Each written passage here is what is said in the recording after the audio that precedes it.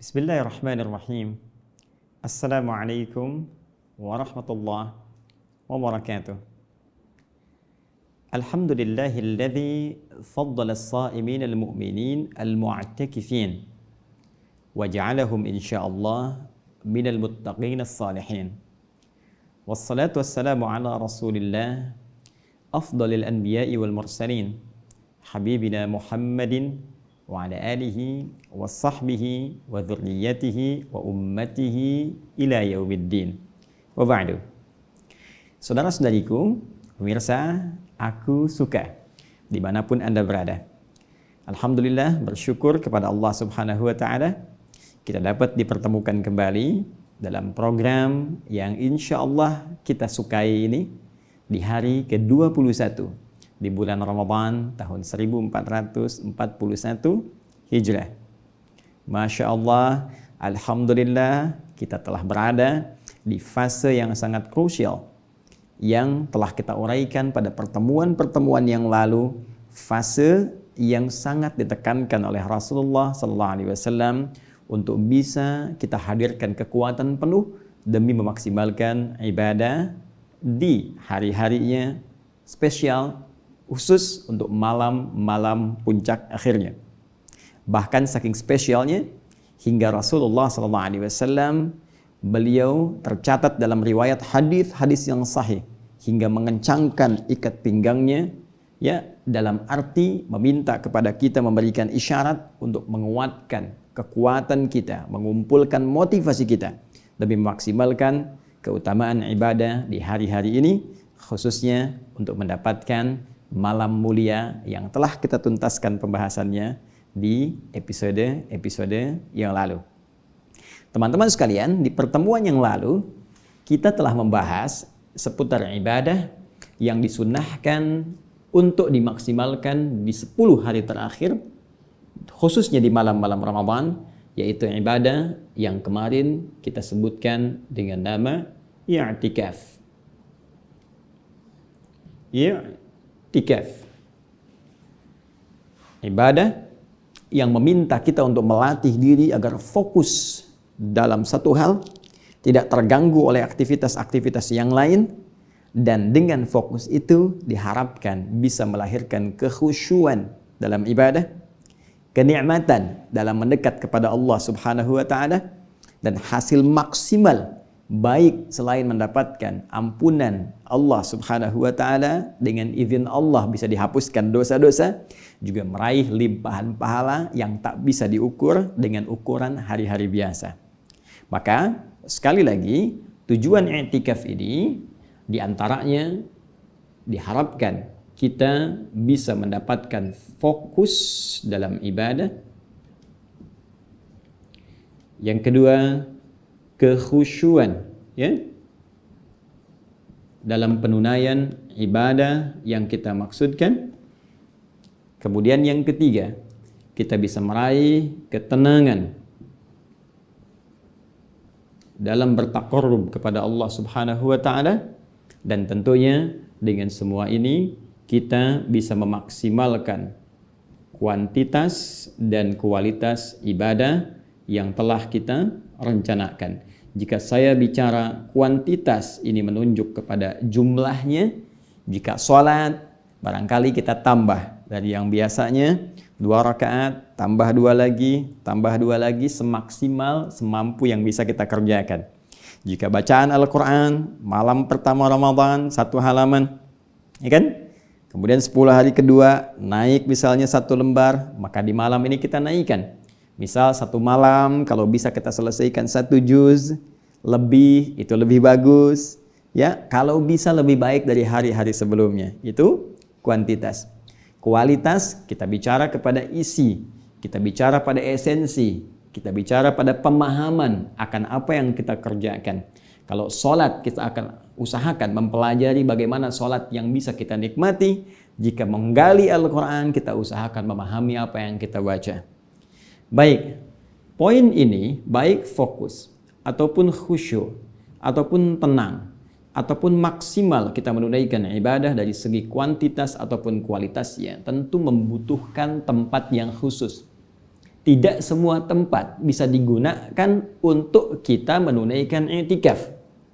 Saya ulangi, tidak semua tempat bisa digunakan untuk bisa kita menunaikan i'tikaf. Latihan dengan serius mengonsentrasikan diri untuk meraih apa yang telah kita rencanakan demi apa yang telah kita tuliskan ini. Karena itulah Al-Quran memberikan satu isyarat kepada kita. Jika kita ingin memaksimalkan i'tikaf ini, maka Allah langsung menunjukkan satu tempat yang spesifik.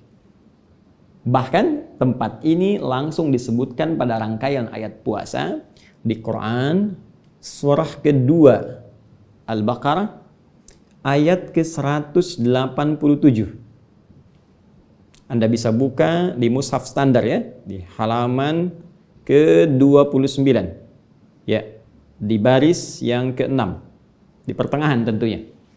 Baik, Allah menyampaikan wala tubashiruhunna wa antum akifuna fil masajid.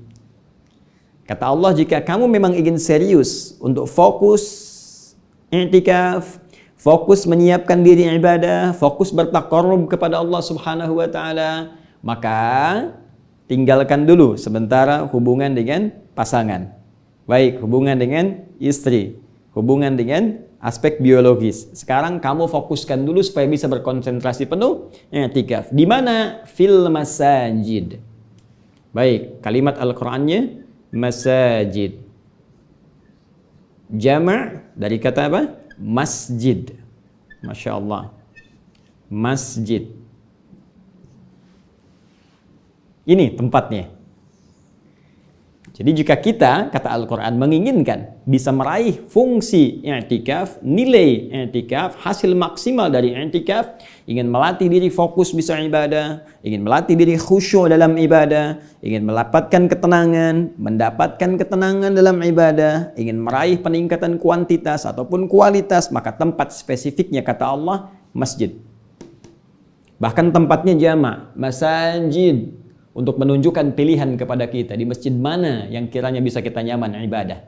Tentu yang prioritas yang bisa lebih dekat dengan lokasi kita tinggal. Cari tempat yang terbaik, yang nyaman kita ibadah di dalamnya. Baik, kenapa mesti masjid? Masya Allah jelas. Masjid punya sifat yang tidak ditemukan di tempat-tempat lain teman-teman sekalian. Mari kita lihat di antara sifatnya. Sekarang kembali kita buka Quran lagi. Ya, disebutkan di antara sifat masjid Quran surah kedua lagi. Al-Baqarah ayat 125. Dan ini sudah diinfokan oleh Allah Subhanahu wa taala, bahkan bentuknya perintah kepada Nabi Ibrahim dan Nabi Ismail alaihi wassalam saat keduanya oleh Allah diperintahkan untuk meninggikan kembali bangunan Ka'bah yang atasnya sempat hancur di masa Nabi Nuh alaihissalam terkena banjir bah itu. Maka diperintahkan untuk meninggikan kembali bangunan Ka'bah ini, Baitullah. Ya, diabadikan perintah ini di Quran surah kedua ayat 127. Wa idh yarfa'u Ibrahimul qawa'ida minal baiti wa Ismail. Dan ingatlah, pelajarilah, pahamilah ketika Nabi Ibrahim alaihissalam dan Nabi Ismail alaihissalam diperintahkan oleh Allah Subhanahu wa taala yarfa', meninggikan kembali pondasi Ka'bah, ya, yang sempat atas bangunannya itu hancur di masa Nabi Nuh alaihissalam terkena banjir besar. Maka pondasi ditinggikan jadi bentuk bangunan kembali. Nah, yang menarik teman-teman sekalian, saat tugas itu tuntas dikerjakan, maka Allah memberikan gambaran kepada kita semua melalui perintah yang disampaikan kepada Ibrahim dan Ismail alaihi wassalam untuk menjadikan wilayah sekitaran Ka'bah itu sebagai tempat fokus ibadah, akif, i'tikaf, dan membersihkan area-area Ka'bah supaya nyaman digunakan untuk tawaf, juga menunaikan salat. Itu peristiwanya diabadikan di Quran surah kedua ayat 125. Allah sampaikan wa idz ja'alna al-baita mathabatan lin-nasi wa amna. Dan ingatlah, pahamilah, pelajarilah ketika kami telah jadikan al-bait. Kalimat yang menggunakan al-bait. Allahu akbar. Al-bait. Catat betul baik-baik karena ada alif lamnya spesifik menunjuk kepada Ka'bah al-musyarrafah. Ka'bah wilayahnya ada di mana? Di lingkaran Masjid Haram. Masjid Al-Haram. Baik, Ka'bah sekitarannya tentunya area Masjid Al-Haram. Masjid. Ya, karena itu Ka'bah pusat kiblat kita. Semakin jauh dari Ka'bah, maka kita membangun masjid untuk menjadi tempat yang mengarahkan kita pada arah kiblat ini. Karena itu sifat-sifat masjid itu mendapatkan aura yang didapatkan dari aura yang dihasilkan Ka'bah al-Musyarrafah. Jadi kalau Ka'bah kata Allah, al-bait ini punya sifat satu, ya, mathabatal linnas, pusat ibadah. Masya Allah. Pusat ibadah. Karena itu kita saksikan Allahu Akbar. Ya, dalam suasana yang bisa kita saksikan umumnya kondisi biasa, tidak ada kendala-kendala. Orang berbondong-bondong. Ya, dulu orang cuma musim haji datang banyak ke sana, jadi pusat sentral ibadah, sentral spiritual, ya kan? Namun sekarang hampir tiap waktu orang umroh datang, umroh. Dalam suasana pandemi sekarang pun orang masih rindu, sangat rindu sampai menunggu kapan giliran saya tiba, ya, sampai menanti kapan waktunya saya datang. Ini pusat spiritual. Dan dahsyatnya kata Allah yang paling luar biasa, wa amna, tempat yang paling menenangkan. Tempat yang tenang, nih teman-teman sekalian. Karena itu sering saya sampaikan, orang yang punya persoalan sepelik apapun, masalah serumit apapun, ketika dia berada di depan Ka'bah, tepat di depannya, maka seakan-akan persoalan itu sirna begitu saja, dengan kalimat yang kita mohonkan kepada Allah, curhat yang kita sampaikan langsung di depan Ka'bah al-Musyarrafah, dan air mata yang mengalir itu tiba-tiba hilang. Kadang ada orang yang belum bicara, baru datang saja, baru lihat Ka'bah, sudah muncul menghunjam pada jiwanya ketenangan yang luar biasa. Sampai-sampai seakan-akan Allahu Akbar terpukau beberapa waktu, hadir ketenangan, mengalir air mata. Subhanallah, walhamdulillah, wala ilaha illallah, wallahu akbar. Ka'bah. Nah, tadi saya katakan, karena Ka'bah disebutkan dengan hal yang paling menarik, al-bait, ya kan? Baik Baitullah, rumahnya Allah Subhanahu wa ta'ala. Sedangkan kalimat rumah Allah juga dilekatkan kepada masjid. Karena itulah ketika masjid disebutkan dalam Al-Quran sering dilekatkan dengan nama pemiliknya, yaitu Allah. Mari kita ambil contoh, misalnya Quran surah ke-9 At-Taubah. Di ayat yang ke-18, ya, di mushaf standar halaman 189, di baris yang ke-9 paling kanan di pertengahan. Perhatikan kalimat Al-Qur'annya. Innama ya'muru masajidallah. Sungguh orang-orang yang mampu memakmurkan masjid-masjid Allah.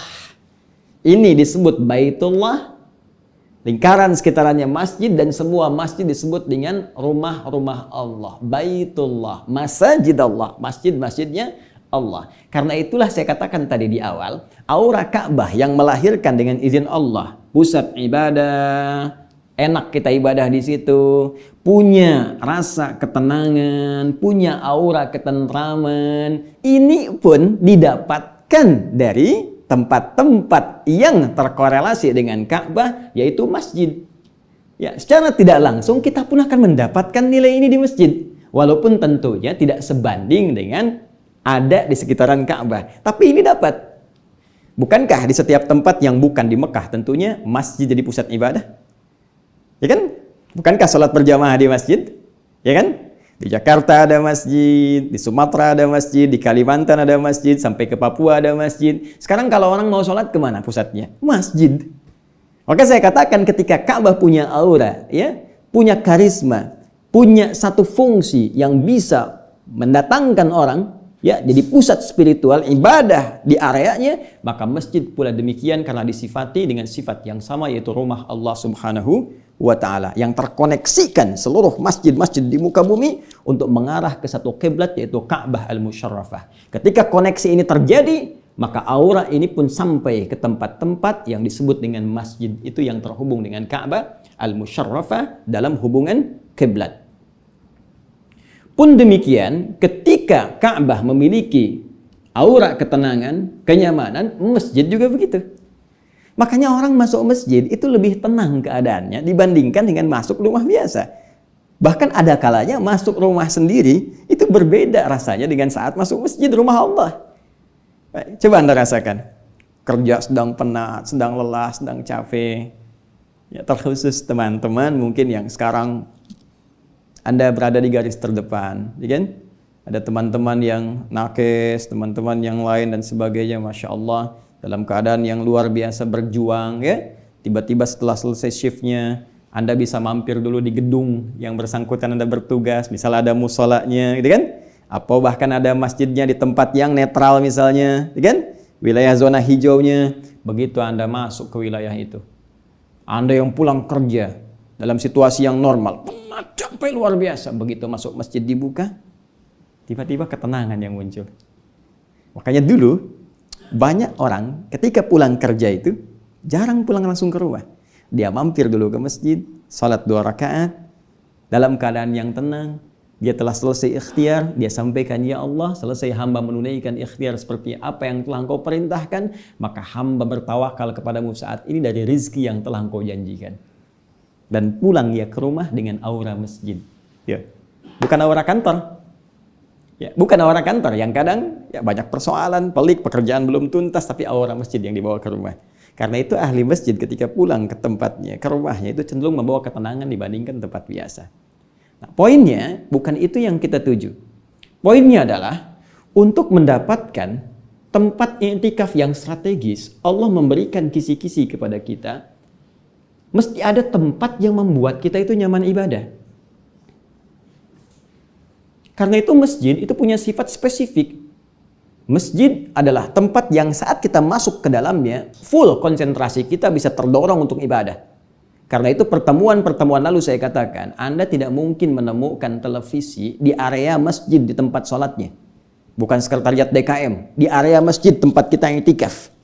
Anda nggak akan temukan televisi, nggak akan temukan koran, nggak akan temukan majalah. Yang akan Anda temukan karpet terbentang yang jadi fasilitas untuk menunaikan sholat. Mushaf berjejer yang mendorong kita untuk membacanya, qiraah, tilawah, ataukah tahfil. Melihat orang-orang sedang ibadah khusyuk, ada yang menangis, istighfar, berdoa. Karena itu ketika Anda datang ya ke dalam masjid melihat orang sedang menunaikan ibadah, kita tidak punya waktu untuk bersantai, minimal ada perasaan malu. Begitu akan tiduran, orang kok sholat kita tidur. Begitu akan baca koran, orang baca Al-Quran, masa saya baca koran? Ya, begitu SMS-an malu sama orang sekitaran, ya, melihat apa yang kita kerjakan. Ini yang dimaksudkan. Jadi, tempat ini adalah tempat yang sangat strategis yang bisa mendorong kita untuk maksimal menunaikan ibadah. Pun demikian, di posisi masjid pun ada isyarat dari Allah Subhanahu wa taala, tempat strategis untuk i'tikaf karena dia mengandung unsur ketenangan. Kalau Anda ingin khusyuk ibadah, Anda harus punya tempat latihan yang tenang. Kalau Anda pengen tenang dalam kehidupan, maka latihannya di tempat yang tenang. Tidak terlalu banyak gangguan.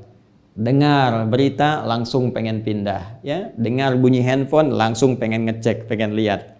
Maka konsentrasi bisa terpecah.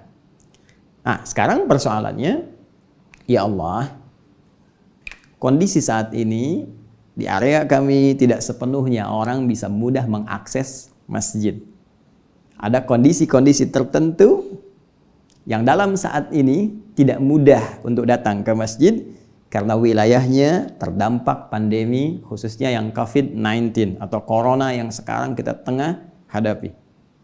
Alhamdulillah, perkembangan sampai saat ini kita bersyukur kepada Allah Subhanahu wa taala.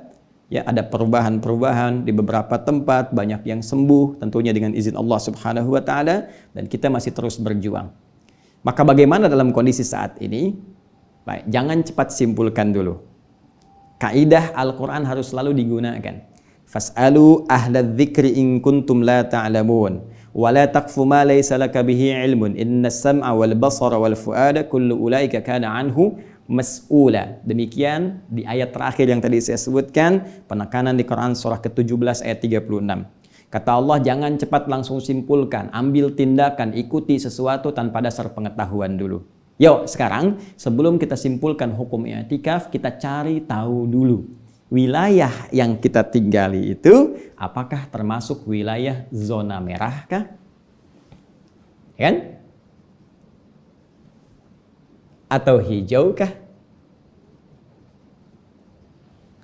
Ya, hijau atau abu-abu kah?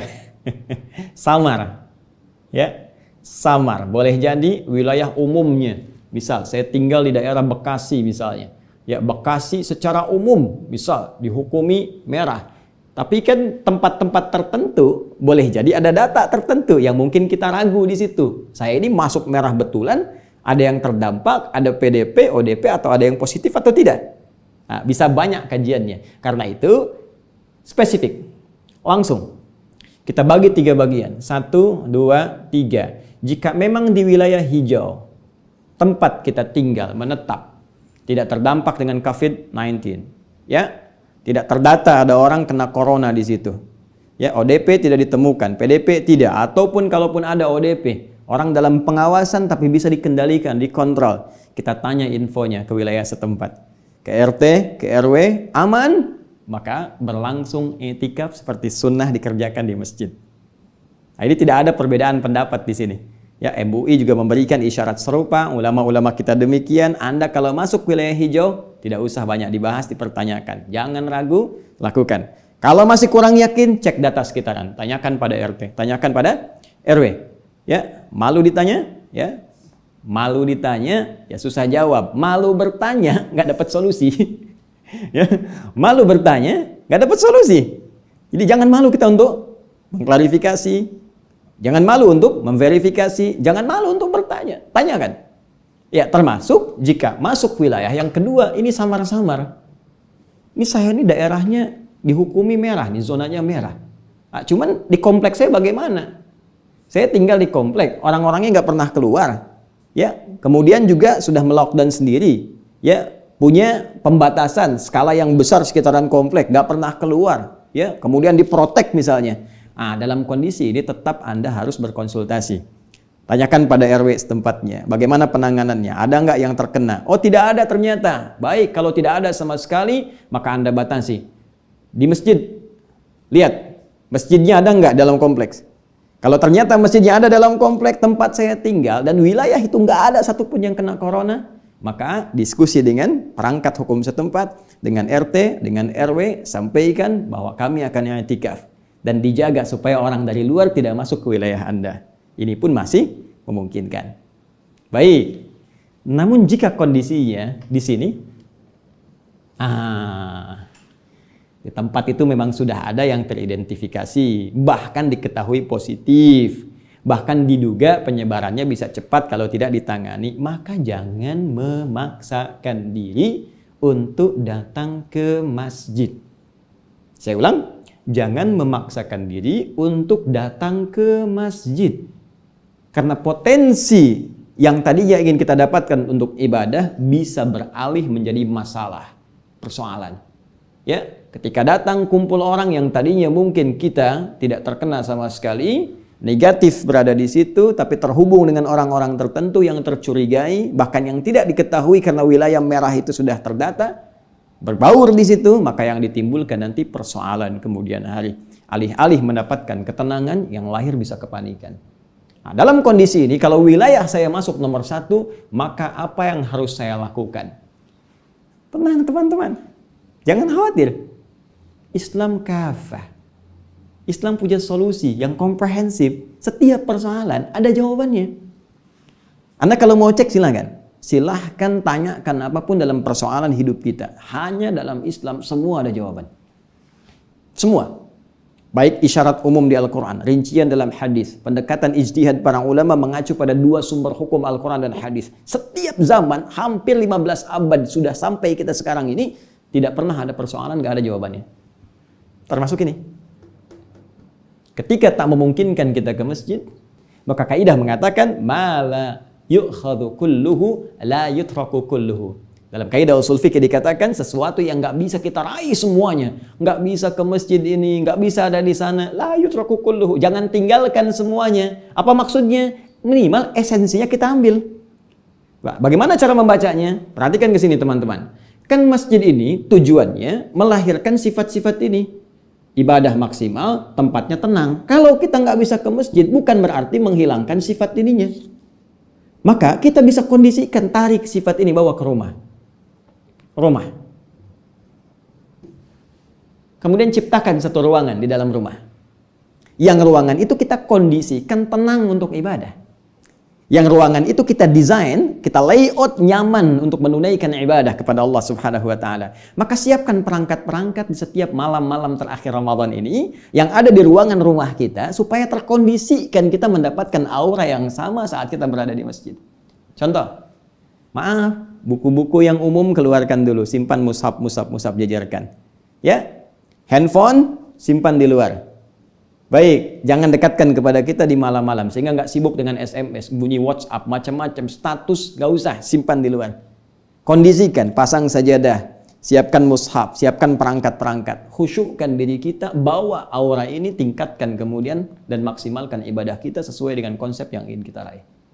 Jadi, kalau kita nggak bisa dapatkan semuanya, la yutraku kulluhu, jangan tinggalkan semua, ambil auranya ke masjid. Ya, dan terapkan esensinya. Esensi i'tikaf ini, teman-teman, kan melahirkan ini. Jadi kalau Anda ke masjid pun, tapi kerjaannya cuma tidur, gitu kan? Ngobrol sampai menjelang sahur, ya nggak dapat juga ini.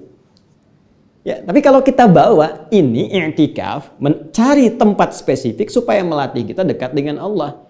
Kita nggak bisa ke tempatnya ke masjid, maka tarik auranya ke rumah dan hadirkan ibadah-ibadah ini. Ketika esensinya kita dapatkan, itu inti dari perjuangan yang bisa kita lakukan untuk meraih hasil yang maksimal bisa kita dapatkan. Paham sampai di sini? Baik. Kalau paham, ini bagian terakhirnya. Adakah agenda i'tikaf yang diisyaratkan dalam Al-Quran yang bisa melatih diri kita supaya mendapatkan hasil maksimal yang telah kita tuliskan ini? Terkhusus dalam kondisi pandemi saat ini, saya nggak bisa ke masjid, bisa nggak kita tarik kegiatan ini ke dalam rumah yang dengan agenda dan kegiatan Qur'ani ini tetap kita bisa merasakan aura i'tikaf di dalam rumah. Walaupun secara fikih tentunya ini dalam kondisi darurat yang tidak sama dengan kondisi dalam masjid. Yuk kita tarik pelan-pelan apa amalan yang bisa kita maksimalkan dalam suasana seperti ini. Kembali ke Quran, surah ke-9 ayat ke-18. Baik, satu-satu kita turunkan. Innama ya'muru masajidallahi. Saya sambil menghapus. Man amana billahi wal yaumil akhir wa aqamas salata wa ataz zakata wa lam yakhsha illa Allah fa'asa ulaika ay yakunu minal muhtadin. Baik, yuk kita turunkan rumus asalnya dulu. Rumus asal dalam kondisi normal, i'tikaf dilakukan di masjid dengan harapan masjid memiliki tingkat fokus ibadah yang tinggi, kemudian melahirkan rasa ketenangan. Baik, dalam kondisi yang tidak biasa, darurat, kita tidak bisa ke masjid, maka kita tarik dua fungsi ini, bawa ke rumah. Kondisikan satu ruangan yang bisa membuat kita nyaman, tenang menunaikan ibadah, dan bisa fokus khusyuk dalam mengerjakan setiap agenda-agenda taqarrub kita kepada Allah Subhanahu wa ta'ala. Sekarang kita bicara agendanya. Dalam kondisi normal disebutkan i'tikaf di masjid, lalu masjid diberikan oleh Allah fungsinya di Quran surah ke-9 ayat 18. Yuk kita kaitkan ya korelasinya. Ini i'tikaf di masjid Quran surah ke-2 ayat 187 disebutkan masajid. Fungsi masjid di Quran surah 9 ayat 18. Innama ya'muru masajidallah. Orang-orang yang memakmurkan masjid Allah itu. Di pertemuan lalu telah kita katakan makmur dari kata amara ya'muru berarti segala yang bermanfaat. Ya, segala yang melahirkan keberkahan, kebaikan. Ini konsep pertamanya. Kata Allah, kalau kamu ke masjid, kerjakan segala yang bermanfaat. Apa di antara detailnya ya Allah? Man amana billahi wal yaumil akhir. Cari kegiatan bermanfaat yang bisa meningkatkan iman dan mengingatkan kita pada hari akhirat. Nanti kita turunkan. Wa aqamas shalah, caranya bisa dengan memaksimalkan salat. Wa ataz zakah, mencoba untuk mengeluarkan zakat. Walam yakhsha illallah, mencari aktivitas, memulai kegiatan yang bisa memupuk sifat khasyah. Ya, sifat khasyah, sifat takut hanya kepada Allah Subhanahu wa taala. Sifat khasyah. Ya, menumbuhkan sifat khasyah.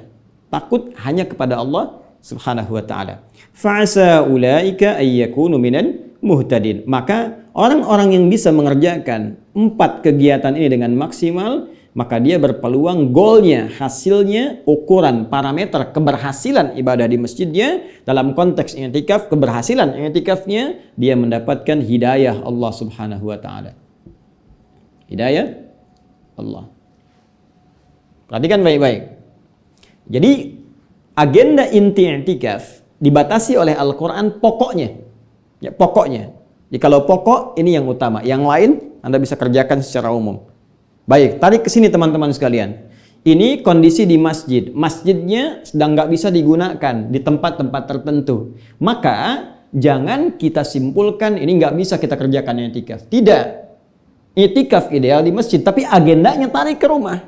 Apa yang ditarik ke rumah? Ini yang dirinci tadi. Tarik ini ke rumah, maksimalkan di ruangan yang telah kita desain untuk bertakarub kepada Allah di malam-malam ganjil, malam-malam genap Ramadan. 10 malam terakhir. Baik. Man amana billah wal yaumil akhir. Orang yang bisa mendapatkan manfaat ibadah di masjid adalah orang yang yakin kepada Allah. Dia menguatkan imannya salah satunya dengan cara mengingat akhirat. Bagaimana aplikasinya? Sederhana. Terapkan di tubuh kita dulu. Ingat akhirat berarti ingat hisab. Ingat akhirat, ingat pertanggungjawaban kita di hadapan Allah Subhanahu wa taala. Mata kita akan dipertanggungjawabkan. Selama ini berapa banyak melihat yang haram. Telinga kita akan ditanya berapa kali mendengar yang salah. Lisan kita akan ditanya berapa kali berucap yang keliru sampai ke ujung kaki kita. Maka hadirkan suasana akhirat di keheningan malam itu. Di sepertiga malam. Saat kita berhadapan dengan Allah Subhanahu wa taala walaupun tak nampak dalam pandangan kita, tapi rasakan suatu saat kita akan langsung ditanya oleh Allah. Apa yang kamu gunakan dengan mata yang telah aku titipkan, dengan pandangan yang telah aku fungsikan pada matamu itu? Jika hari itu terjadi, apa yang akan kita jawab? Apa yang kamu gunakan dengan lisanmu? Apa yang akan kita jawab? Setelah tuntas kita merenung hari pertama tentang anggota tubuh kita, merasa banyak dosa, maka ucapkan pada saat itu, Allahumma innaka afuwun tuhibbul afwa fa'fu anna. Allahumma innaka afuwun tuhibbul afwa fa'fu anni. Jika Anda ingin dengan semua keluarga Anda, jika untuk pribadi Anda, ya Allah. Ya Allah, Engkau Maha Pemaaf, Engkau Maha Pengampun, penggugur dosa ya Allah. Sedang Engkau mencintai orang-orang yang minta maaf, minta ampun kepadamu. Maka dengan cintamu ya Allah, kami mohon, ampuni dosa saya. Ampuni dosa telinga saya yang seringkali mendengar yang haram. Ampuni dosa lisan saya yang sering bertutur keliru sampai ke ujung kaki. Sampai air mata Anda bisa menangisi itu semua. Tak bisa menangis malam ini, malam besok. Tak bisa menangis malam selanjutnya. Masih tak bisa menangis, tangisi diri Anda yang belum mampu menangis. Bayangkan saat itu mungkin Anda wafat di hadapan Allah Subhanahu wa taala. Baik, hisab bukan hanya untuk tubuh kita, harta. Ya, bayangkan apa yang sekarang ada di rumah, inventarisir. Selain pakaian, alat komunikasi, kendaraan Anda yang sudah dikasih sepeda, pengen motor, sudah motor, pengen mobil, sudah mobil, pengen banyak variannya, banyak versinya, itu pun belum sempat mengantarkan Anda ibadah dengan maksimal. Dan dahsyatnya itu akan dihisab, teman-teman. Itu loh yang sering Anda pengen koleksi itu dihisab. Dihisab. Akan ditanya. Maka diukur. Bagaimana kalau kendaraan itu akan ditanya? Bagaimana kalau semua nikmat itu akan ditanya? Sudah siap atau belum? Ingat-ingat. Maka istighfar, ya Allah. Mobil ini belum pernah mengantarkan saya ke masjid. Sepeda ini belum pernah mengantarkan saya untuk ibadah. Ya Allah, kendaraan ini belum pernah mendekatkan diri saya kepada Allah Subhanahu wa taala. Astagfirullah. Istighfar. Ini bawa nih ke sini. Walaupun tak bisa ada di sini masjid. Bawa ke sini. maka insya Allah rasanya akan berbeda malam-malam itu. Akan lain. Baik, selanjutnya ini amalan yang kemarin saya sampaikan, yang Nabi tunjukkan kepada kita. Man yaqum lailatal qadri imanan wa ihtisaban ghufira lahu ma taqaddama min dzambi. Siapa yang mampu bangkit menunaikan salat ya di malam Al-Qadar, 10 malam terakhir dia maksimalkan bertepatan dengan malam Al-Qadar, ghufira lahu ma taqaddama min dzambi. Bonus pertama, diampuni dosa-dosanya. Ya, diampuni dosa-dosanya. Maka bawa ini, maksimalkan salat. Ya, belajar untuk khusyuk. Ingat-ingat zakat, korelasikan dengan yang tadi. Mungkin banyak zakat mal yang belum dikeluarkan. Zakat fitri sebentar lagi harus dikeluarkan. Maka renungkan. Ya, esensi zakat itu kan berbagi. Jangan-jangan selama ini baru bisa terima, belum bisa kasih. Padahal saat menerima itu Anda ucapkan terima kasih. Terima kasih, terima kasih, terima kasih. Maksudnya saya terima, nanti saya harus bisa ngasih. Saya terima sekarang, nanti saya ngasih. Tapi realitanya banyak menerima, ngasihnya masih minim. Nah, sementara yang kita terima itu pun akan dihisab oleh Allah. Maka kalau mau ringan hisabnya harus pandai ngasih. Itu pun masih diatur oleh Allah. Ya, dari 2,5%. Ya, ada haulnya. Batasnya selama setahun dulu. Cukup atau enggak? Ternyata lebih dari cukup. Bagi. Yang masuk ke tenggorokan kita itu milik kita. Yang di luar, yang kalau dihitung masih bisa setahun, 2 tahun, 7 tahun, ada hak orang di situ. Bagi, supaya ringan hisab kita di hari kiamat nanti. Baik, kemudian khasyah. Khasyah adalah aktivitas yang mampu melahirkan rasa takut kita hanya kepada Allah. Puncaknya, karena takut ini terfokus kepada Allah, maka semua hukum-hukum Allah akan hadir membentengi seluruh aktivitas kita, sehingga kita tidak mungkin melakukan tindakan yang bertentangan dengan keputusan Allah, saking takutnya dengan Allah. Misal, takut kalau lisan ini berkata salah. Takut kalau mata ini memandang yang salah. Takut kalau telinga ini mendengar yang salah menurut Allah Subhanahu wa Ta'ala. Bagaimana mengetahui semua ini dibenarkan oleh Allah, dianggap salah oleh Allah, sehingga melahirkan sifat khasyah, takut kepada Allah? Maka caranya ditunjukkan di Quran surah ke-35. Membangun sifat khasyah, salah satunya Quran surah 35 Fatir ayat ke-28, teman-teman. Di baris yang ke-11, paling kanan agak ke bawah sedikit. Langsung di situ Allah sampaikan, innama yakhsyallaha min ibadihil ulama. Sungguh di antara hamba Allah yang punya sifat khasyah itu hanyalah ulama.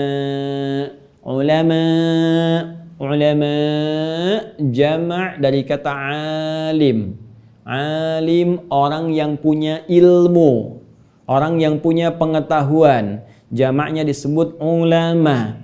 Majlis ulama, tempat orang-orang yang punya pengetahuan. Tapi ukuran pengetahuan oleh Al-Quran dibatasi dengan sifat khasyah.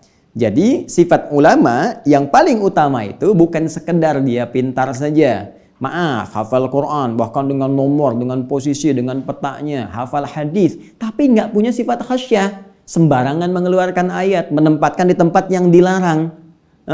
Mengatakan semua agama sama, menuju pada Tuhan yang sama, cuman caranya beda-beda. Kemudian ngambil ayat-ayat Quran serampangan. Itu bukan ulama.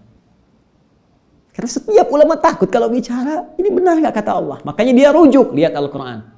Benar nggak kata Rasulullah? Lihat hadis. Benar nggak pemahaman saya terhadap Al-Quran dan hadis? Jangan simpulkan sendiri, baca terjemah langsung paham. Lihat pemahaman ulama sebelumnya yang punya sanad tersambung pada Nabi SAW. Belajar, simpulkan. Itu yang disebut dengan khasyah. Nah, bentuk tunggal dari kata ulama, alim. Alim itu orang yang punya pengetahuan. Pengetahuan itu dihasilkan dari proses pembelajaran. Belajar. Maka di masjid pun bisa digunakan sebagai sarana untuk belajar. Karena itu muncul majlis ilmu. Muncul ta'lim.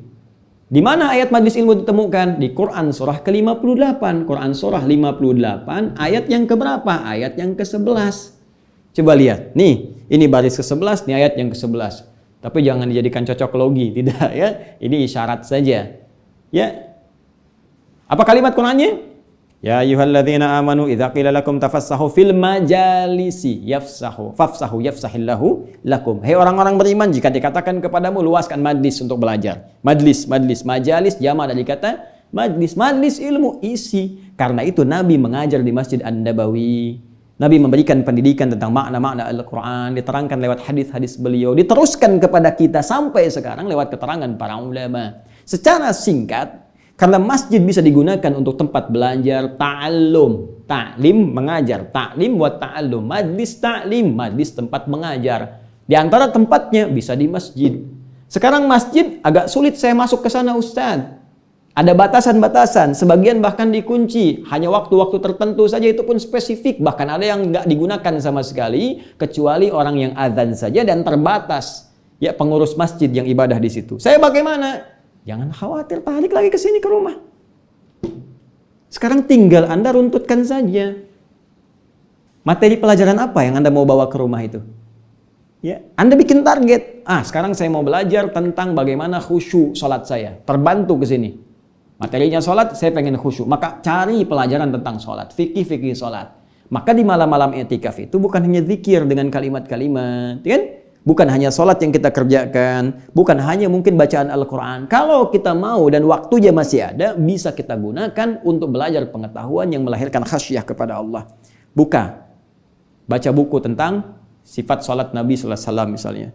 Baca buku tentang sejarah orang-orang soleh masa lalu. Belajar dari orang-orang yang khusyuk, orang-orang sederhana. Cari. Anda punya masalah dengan harta benda, cari sahabat-sahabat Nabi yang ditunjukkan oleh Nabi langsung mengatasi kesulitan ekonominya. Zikir-zikir Nabi masa lalu. Yang sakit, yang diuji sakit, lihat zikirnya Nabi Ayyub alaihissalam. Lihat zikirnya Nabi Ibrahim ketika sakit. Ada di Quran semua. Yang pengen tobat dari perbuatan zalim, lihat zikirnya Nabi Adam alaihissalam. Ya, yang punya musibah dahsyat, lihat zikirnya Nabi Yunus alaihissalam. Pelajari, pahami, sehingga muncul sifat khasyah seperti para Nabi dulu melahirkan kalimat-kalimat thayyibah. Nabi Adam begitu sadar, Rabbana zalamna anfusana wa illam taghfir lana. Ya. Nabi Yunus ketika sadar, la ilaha illa anta subhanaka inni kuntu minadh dhalimin. Nabi Ayub ketika bermohon minta kepada Allah, wa ayyuba idh nada rabbahu anni masani yadhurru wa anta arhamur rahimin. Baca sampai keluar kalimat Allahu akbar, nikmat sekarang ya Allah, nikmat sekarang ya Allah, nikmat sekarang ya Allah. Nah, ini yang bisa kita lakukan. Fokus ibadah, fokus i'tikaf, konsentrasi saat pandemi tengah mewabah di sekitaran kita pada saat ini. Jika memungkinkan ke masjid, silahkan diatur dengan tertib tanpa menyulitkan sistem yang sedang berlangsung. Jika tidak memungkinkan, jangan dipaksakan. Sesuatu yang tak bisa kita ambil semuanya, maka esensinya kita bawa ke rumah untuk kita maksimalkan. Poinnya, bagaimana membangun kedekatan dengan Allah Subhanahu wa Ta'ala. Nah, bagian akhirnya adalah bagaimana kita tahu kalau i'tikaf kita diterima oleh Allah Subhanahu wa Ta'ala. Apa ukurannya? Apa indikatornya? Itu yang insya Allah besok di hari ke-22 kita akan bahas, sekaligus menyambung tentang feeling malam Al-Qadar yang belum kita tuntaskan di episode sebelumnya. Semoga kita bisa menyiapkan diri kita dengan baik. Kalau bisa ke masjid, kita bersyukur pada Allah. Kalaupun kita harus tarik ke rumah, kita bersabar kepada Allah. Tapi di dua tempat itu, kita maksimalkan esensi ibadahnya seperti apa yang telah kami uraikan. Jika ada kebenaran itu petunjuk Allah untuk diamalkan. Jika ada kekhilafan, kekurangan, bahkan kesalahan, itu menandakan saya masih manusia sampai dengan hari ini, bahkan sampai kembali kepada Allah Subhanahu wa Ta'ala. Maka saya mohon ampun kepada Allah, mohon maaf kepada Anda. Ambil pendapat yang benar, tinggalkan bila itu keliru. Jauhi perdebatan dan bangun kedekatan diri kita dengan Allah Subhanahu wa Ta'ala. Demikian saya sampaikan, semoga bermanfaat. Selamat berbuka. Subhanakallahumma wa bihamdika asyhadu an la ilaha illa anta astaghfiruka wa atubu ilaik. Wa akhiru da'wana alhamdulillahi rabbil alamin. Assalamualaikum warahmatullahi wabarakatuh.